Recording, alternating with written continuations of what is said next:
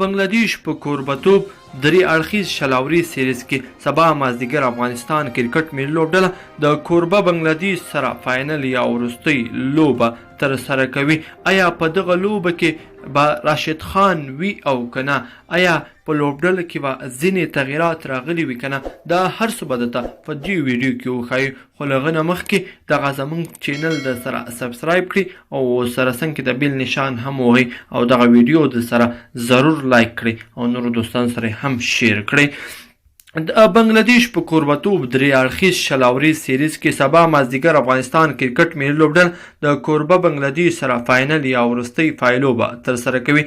دغه سیالۍ به د بنگلادیش ډاکې ښار په شیري بنګاله نړیوال کرکټ لوبغالي کې ترسره شي. افغانستان په دې وروستیو کې د بنگلادیش خلاف په شلاوریزو سیالیو کې برلاسی دی. د 2014 میلادي کال نړیوال شلاوریز جام راهیسې بنگلادیش په ترسره کړل شوو څلورو شلاوریزو سیالیو کې نه وتوانېدلی چې افغانستان خلاف بریا خپله کړي، خو دوی په تېره سیالۍ کې وتوانېدل چې افغانستان څخه شلاوریزه سیالۍ وګټي. هماغه مهال د بنگلادیش لوبډل مشر ویلي و چې دوی د تېرو څلورو کلونو راهیسې په شلاوریز فارمټ کې ښه نه دي ځلېدلي او دوی هڅه کوي چې په دې فارمټ سیالیو کې خپلې بریاوې ترلاسه کړي. افغانستان په تېره سیالۍ کې ښه پیل ورکړی خو منځني لوبغاړو په توپوهنه کې په بشپړ توګه ناکامه راغلل او بنګلادیش لوبډلې ته یې یو ښه هدف ورنه کړ.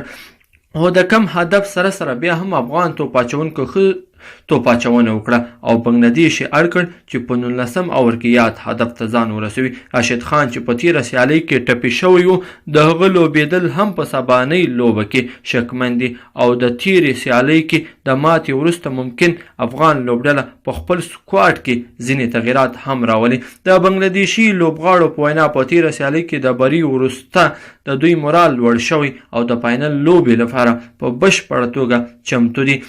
د یادې لوبډلې آلراونډر لوبغاړي مصدق حسین ویلي چې دوی د راشد خان له توپ اچونې څخه هیڅ ویره نه لري. نوموړي چې رسنیو سره خبرې کولې وویل د تېرې لوبې بریا دوی ته ښه ډاډ او مورال ورکړی دی او افغاني بالرانو څخه په ځانګړې توګه له راشد خان څخه ویره نه احساسوي. نوموړي وویل بې له شکه چې د فاینل لوبې وړاندې بریا هرې لوبډلې ته یو ښه مورال او ډاډ ور په برخه کوي. زما په نظر چې کله موږ سیالۍ وبایلو دا په دې معنا ده چې موږ د بام له چت راولوېدو.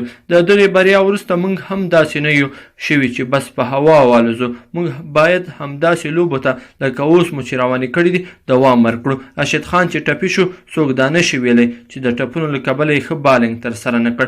زه دا وایم که چیرې هغه روغ رمټ هم وي بیا به هم زموږ لخوا ټکول شوی وي ځکه چې زموږ ټول پلان هغه ته او اوس موږ له هغه څخه کومه ویره نه لرو او نو داسې څه شته چې موږ باید ویره احساس کړو. مصدق زیاته کړه چې دوی به تېرې غلطۍ تکرار نه کړي او ښو لوبو ته به دوام ورکړي. ګرانو کتونکو دا وه زموږ نننۍ ویډیو که خوښ شوی مې لایک کړي او نورو دوستانو سره هم شیر کړئ. مننه.